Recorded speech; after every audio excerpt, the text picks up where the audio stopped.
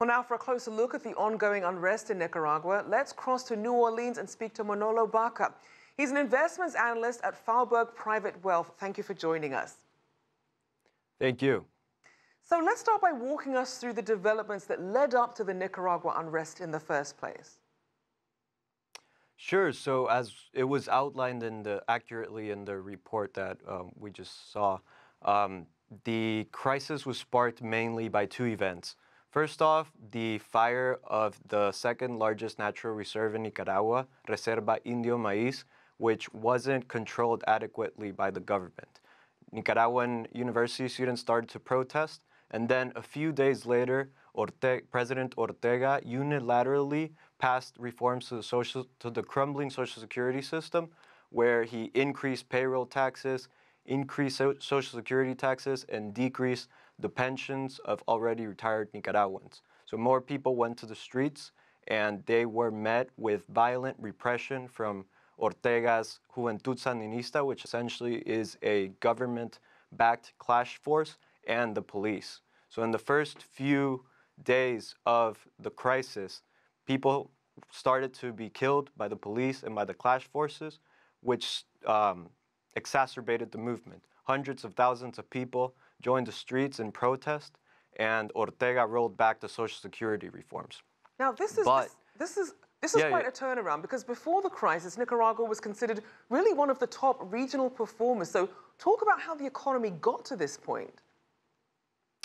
Yeah, so before the crisis, the economy was doing fairly well. It was growing at about 4.5% in terms of GDP per year from 2010 to 2017. This was the third fastest rate in Latin America, behind Panama and the Dominican Republic.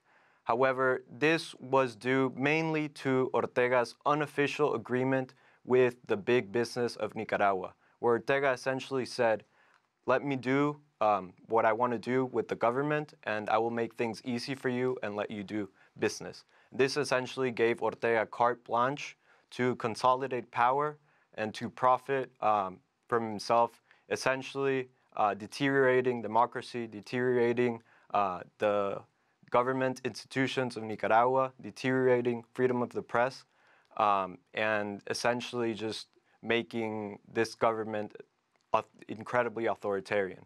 So yes, the economy had been growing, the country was safe, but it was at the expense of democracy, at the expense of freedom, at the expense of rule of law. And this is what we've seen in the past 3 months, how Ortega has no respect for the right to protest, for the right to raise your voice, and for democracy, really.